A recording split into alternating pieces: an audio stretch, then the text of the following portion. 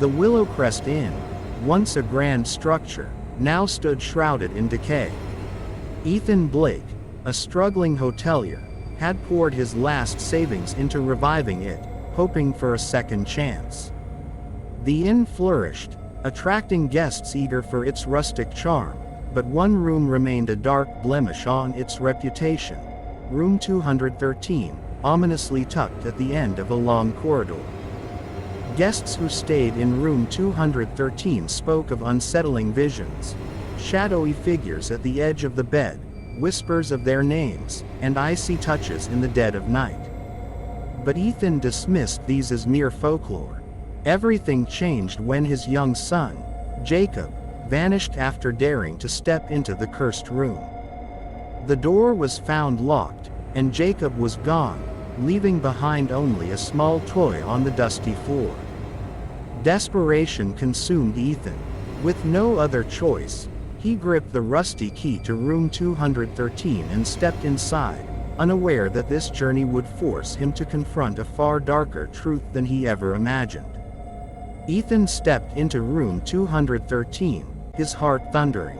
The air felt unnaturally cold, carrying a metallic tang of blood and rust. Dust floated in the faint light of a flickering bulb, and the room looked untouched. Old wooden furniture, a cracked mirror, and faded curtains that hung like shrouds. As he explored, the shadows in the room seemed to grow, stretching across the walls. Then, from nowhere, he heard it, a faint, childish giggle. "Daddy," the voice whispered. "Come find me." Ethan's blood ran cold. He spun around, but the room shifted. The walls closed in, and the mirror began to ripple, showing scenes from his past, moments he had long buried and refused to face. The door slammed shut behind him, sealing him inside the suffocating, living nightmare. Ethan's breathing quickened as the room seemed to come alive. The walls pulsated, oozing a dark, viscous liquid that dripped onto the floor.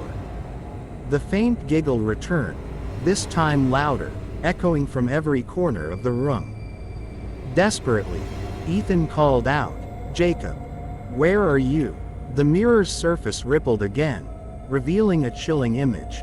Jacob standing in a shadowy void, surrounded by faint ghostly figures. They whispered incomprehensible words, their voices a haunting chorus. Ethan banged on the mirror, screaming, but the figures in the glass only laughed. Suddenly, the floor beneath him cracked, revealing a pit of swirling blackness. Ethan stumbled back, nearly losing his balance. From the pit, long, shadowy tendrils emerged, writhing and reaching for him. As they inched closer, the voice of a woman, soft and mournful, pierced the chaos. "Face your truth, Ethan," it said. "Only then can you save him." The room began to twist, pulling Ethan into a vision of his past. He saw himself ignoring Jacob, his obsession with the inn taking precedence over his son's needs. The guilt he had buried surged, threatening to overwhelm him. "Is this what you wanted, Ethan?" the voice asked. "You built your life on denial. Now, pay the price." Ethan fell to his knees, overwhelmed by the weight of his failures. He begged for forgiveness, tears streaming down his face. "Jacob, I'm so sorry," he whispered. The mirror responded, showing Jacob reaching out toward him, but the shadowy figures pulled the boy back. Ethan screamed, "No, take me instead."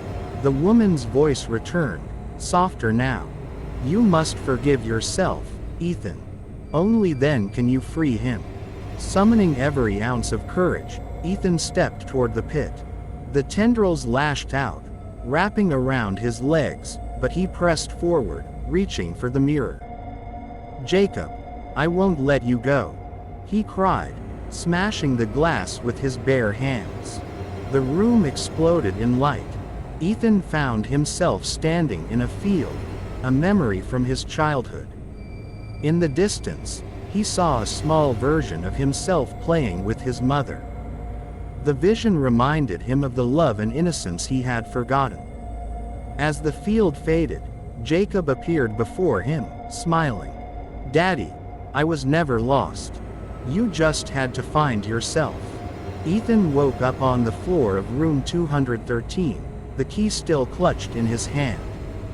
The room was quiet now, the oppressive air gone. He looked around and saw Jacob sleeping peacefully on the bed, his small chest rising and falling. Tears of relief filled Ethan's eyes as he embraced his son. "I'll never let you down again," he whispered. As they left the room, the inn seemed different, lighter, as if it had been cleansed. Ethan locked the door to room 213 for the last time, vowing never to let the darkness return. Outside, the sun rose, casting golden rays over the inn. Ethan realized the room hadn't been a curse. It was a test, forcing him to confront the demons within himself. And now, with Jacob by his side, he was ready to start anew. Weeks passed since Ethan locked room 213 for the last time. The inn flourished, with guests arriving in droves, praising the peaceful atmosphere. Ethan poured his energy into rebuilding his bond with Jacob, ensuring his son felt loved and secure. One evening, while tidying up the storage room, Ethan stumbled upon an old, leather-bound diary hidden behind a stack of dusty books.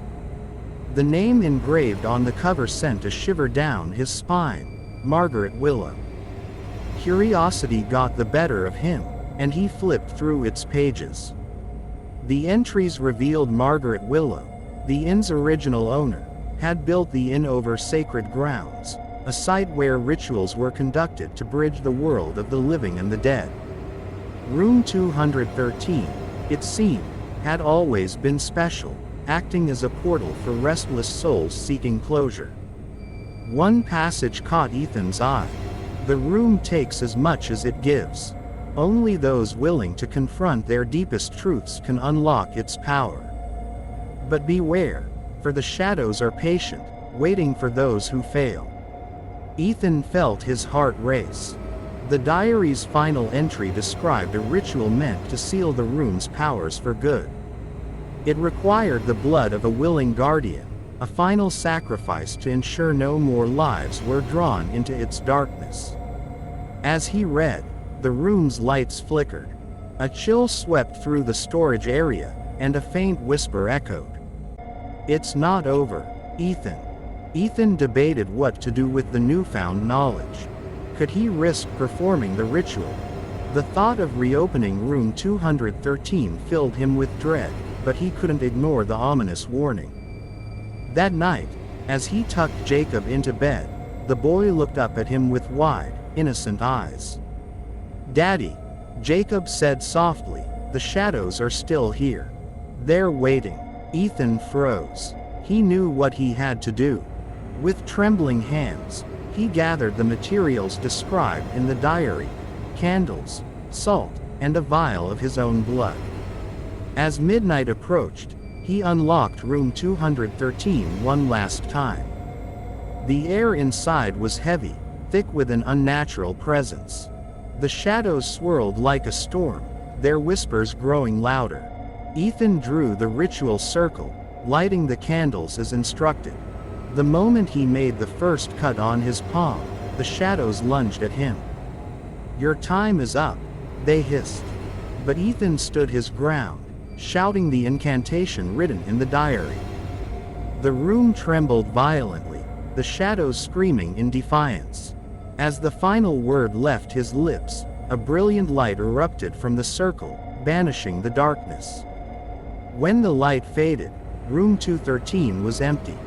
The oppressive aura was gone, replaced by a serene stillness. Ethan sealed the door to room 213 permanently, covering it with bricks as a final act of closure. The inn thrived, its dark history finally laid to rest.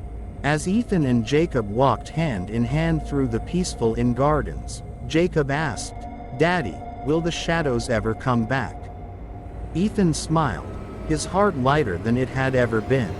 Not as long as we remember what matters most, son.